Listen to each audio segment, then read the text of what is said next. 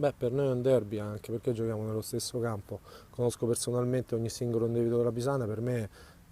sulla carta è la pretendente al titolo insieme a noi e il God mette uno scalino sotto, però adesso la classifica